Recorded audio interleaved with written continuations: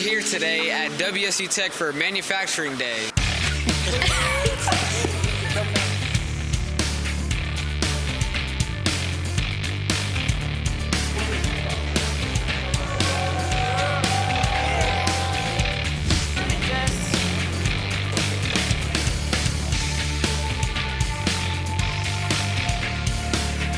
It's not something that you can just see every day. You actually really get to feel it. I love Manufacturing Day. What was your favorite part? The VR. The welding.